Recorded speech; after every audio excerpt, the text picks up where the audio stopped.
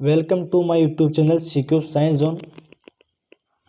आज की क्लास के अंदर हम पढ़ने वाले हैं जो एथिलीन ग्लाइकोल है उसकी बनाने की विधियाँ।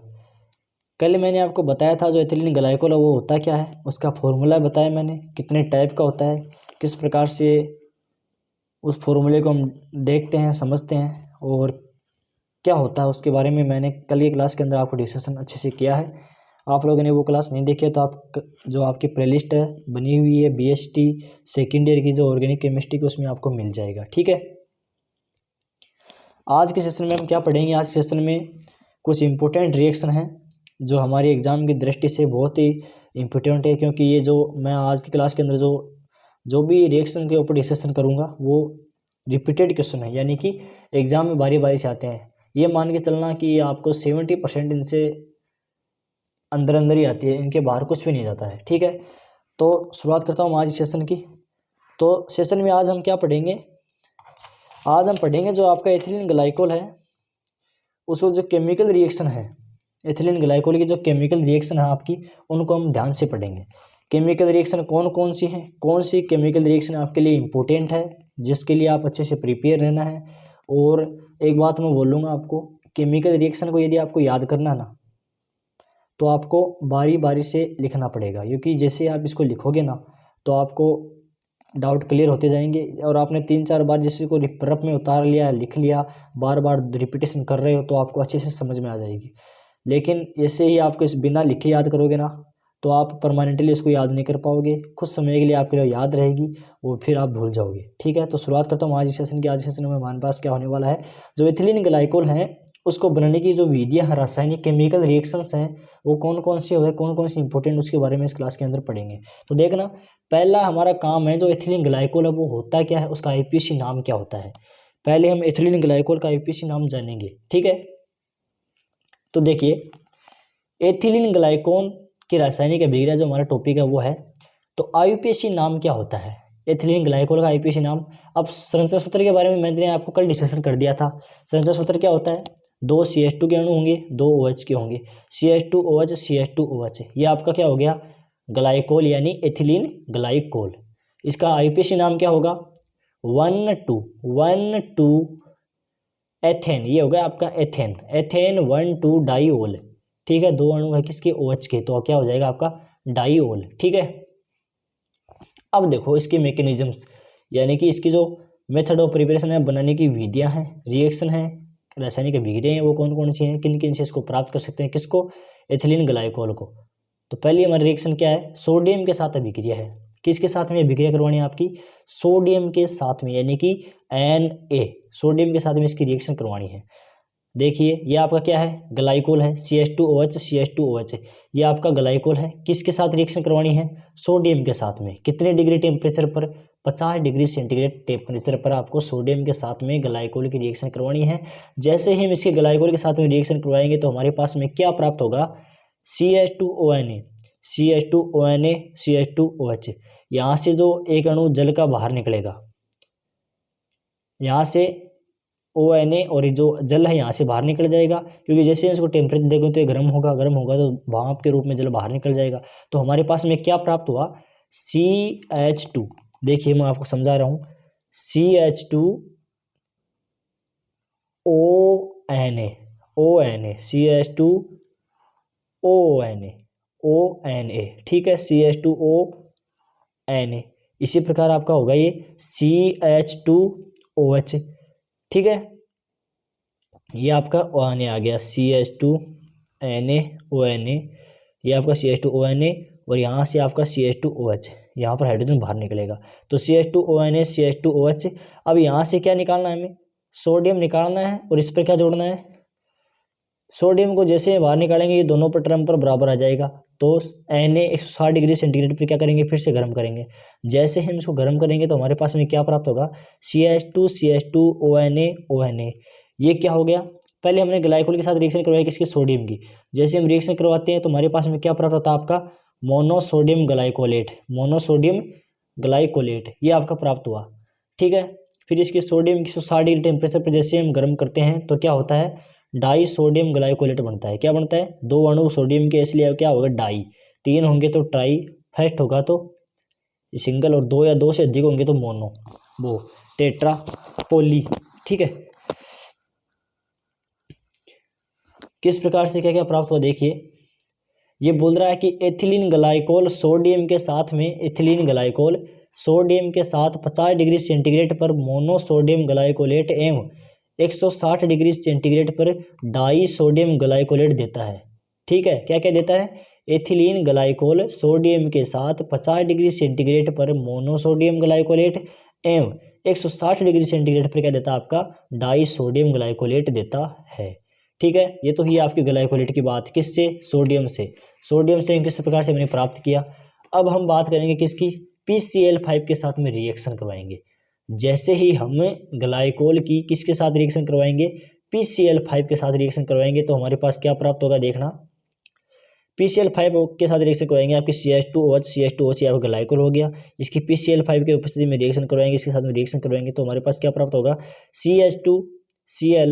CH2OH। ठीक है, ये आपका Cl इसके साथ जुड़ गया। अब PCl5 बाहर वापस से इससे रिएक्शन करवाएंगे, POCl3HCl, क्या बन गया आपका, ये OH भी आपका उड़ लेगा यहाँ से, तो क्या बनेगा आपका CH2Cl। तो पहले तो हमें क्या प्राप्त हुआ, एथिलीन क्लोरोहाइड्रीन, एथिलीन क्लोरोहाइड्रीन। ठीक है, फिर क्या प्राप्त हुआ, एथिलीन डाइक्लोराइड, एथिलीन डाइक्लोराइड। ठीक है, इसमें क्या होता है, फास्फोरस पेंटाक्लोराइड एथिलीन ग्लाइकोल से क्रिया करके, अभिक्रिया करके पहले एथिलीन बनाता है, फिर क्लोरोहाइड्रीन, फिर आपकी एथिलीन क्लोराइड बनाते हैं, एथिलीन डाइक्लोराइड बनाते हैं। ठीक है, एथिलीन। अब आगे के देखिए, आगे की रिएक्शन क्या है, 3 नंबर रिएक्शन जो हमारी इंपॉर्टेंट रिएक्शन है वो देखिए कौन सी है। अगली है हमारी HCl साथ में क्रिया, किसके साथ में, HCl के साथ में क्रिया। इसमें क्या होगा, इसमें आपका जो ग्लाइकोल है उसके HCl के साथ में क्रिया कराएंगे, कितने टेम्परेचर पर, 160 डिग्री सेंटीग्रेड पर। तो ये बात सीधी है कि जैसे गर्म करेंगे तो आपके कुछ ना कुछ हाइड्रोजन या फिर गैस या फिर बाहर निकलेगा। जैसे गर्म किया तो CH2OH, ये वो ग्लाइकोल आपका, ये हो गया एथिलीन ग्लाइकोल। ठीक है, फिर HCl के साथ में करवा देंगे कितने डिग्री सेंटीग्रेड पर, 200 डिग्री सेंटीग्रेड पर। CH2Cl HCl करवाएंगे तो ये आपको हाइड्रोजन यहाँ पर उड़ा देगा, और आपके पास में क्या बच गया, CH2Cl, ये आपका बन गया एथिलीन डाइक्लोराइड। ठीक है, मतलब कि HCl से भी हमें क्या प्राप्त होगा, एथिलीन डाइक्लोराइड ही प्राप्त होगा। अर्थात 160 डिग्री सेंटीग्रेड पर एथिलीन क्लोरोहाइड्रीन तथा 200 डिग्री सेंटीग्रेड पर एथिलीन डाइक्लोराइड बनता है। ये आपका ग्लाइकोल। 4th नंबर इक्वेशन है कि वो क्या है, 4th नंबर है कि कंसंट्रेट HNO3 के साथ में रिएक्शन, ग्लाइकोल के किसके साथ में रिएक्शन करवाएंगे, कंसंट्रेट यानी कि सांद्रित HNO3 के साथ में।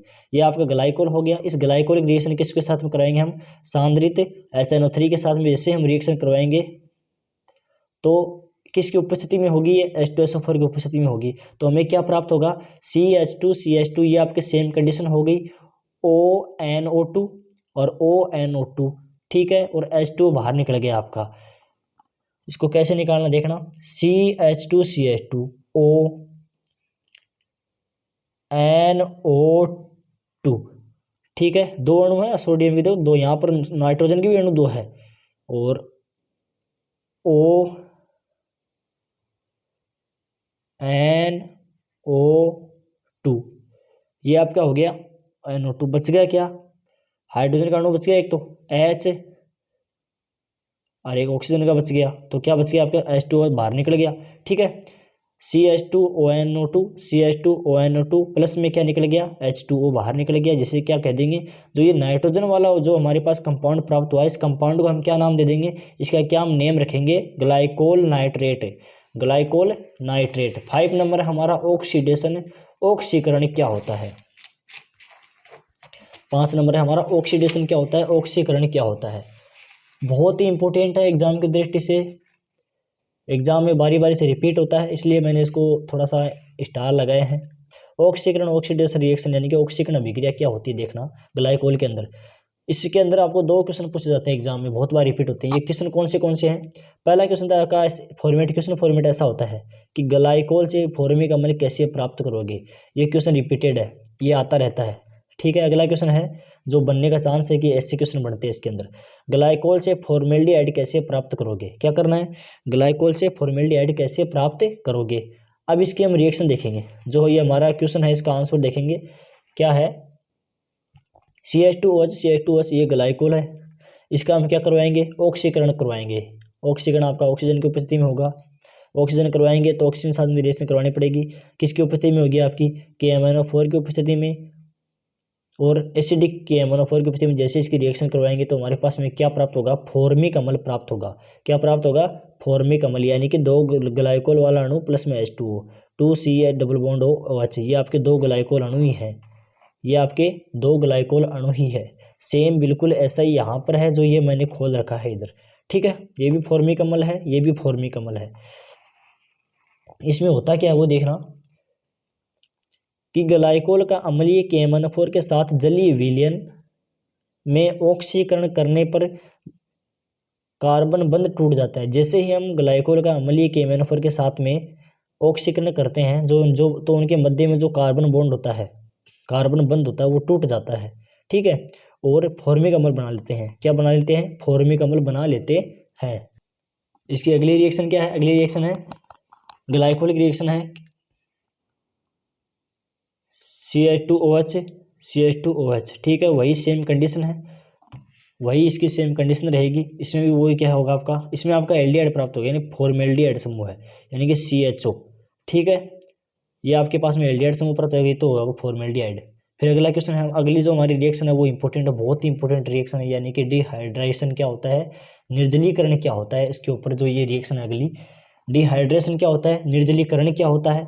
तो क्या होता है, इसकी 3 स्टेप है, उनको मैं बता देता हूँ। पहला है आपका, ग्लाइकोल अकेले 500 डिग्री सेंटीग्रेड पर गर्म करने पर एथिलीन ऑक्साइड बनाता है। जैसे हम ग्लाइकोल को, सिंगल ग्लाइकोल को कितने डिग्री सेंटीग्रेड पर गर्म करते हैं, 500 डिग्री सेंटीग्रेड पर क्या करते हैं, उनको गर्म करते हैं। जैसे हम इसको 500 डिग्री सेंटीग्रेड पर गर्म करते हैं तो हमारे पास क्या प्राप्त होता है, आपका एथिलीन ऑक्साइड प्राप्त होता है। क्या बनता है, एथिलीन ऑक्साइड बनता है। जैसे मैं इसको, ये ग्लाइकोल है, इस ग्लाइकोल को 500 डिग्री सेंटीग्रेड पर क्या किया मैंने, गर्म किया। गर्म करने पर हमारे पास क्या प्राप्त हुआ, एथिलीन, CH2 यह हो गया एथिलीन ऑक्साइड, तो ये ऑक्सीजन हो गया और H2 बाहर निकल गया, ठीक है। ये ग्लाइकोल, ये आपका एथिलीन ऑक्साइड और H2 बाहर निकल गया। अगला स्टेप है इसमें, निर्जल जिंक क्लोराइड के साथ में गर्म करने पर एसिटाल्डिहाइड बनता है।